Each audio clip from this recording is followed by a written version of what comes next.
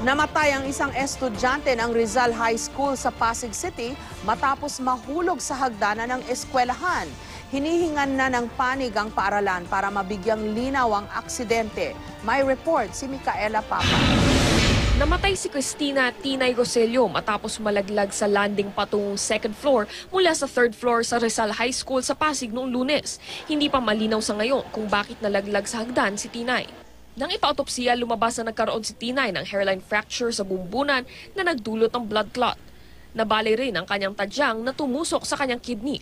Ayon sa tiyuhin ni Tinay, noong una ay hindi pa sinabi na eskwelahan ang tunay na sinapit ng pamangkin at sinabing dinala lang sa ospital dahil nahilo. Pagdating namin doon sa Rizal Medical Center, nakita ko na lang sini-CPR si Tinay. So kaya alam ko, ba't gano'n ang sabi, nahilo tapos may sini-CPR.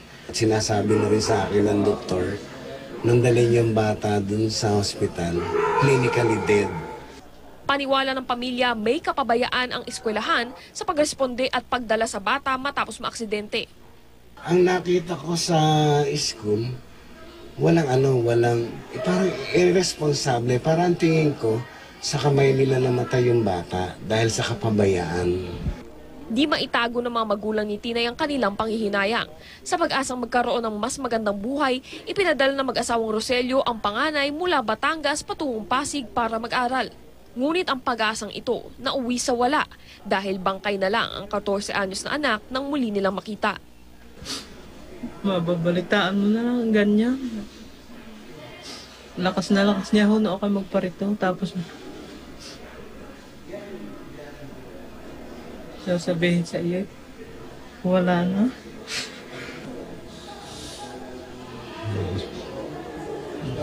Hindi ko masyado makot parang wala pa ako sa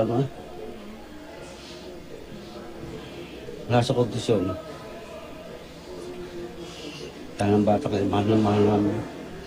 Ang Pasig Police sinabing hindi pa naiimbestigahan ng kaso dahil wala pang naghahain ng reklamo. Ang PTA naman ng Rizal High School hihingi ng formal na paliwanag mula sa administrasyon upang mabigyan linaw sa nangyari. Micaela Papa, GMA News.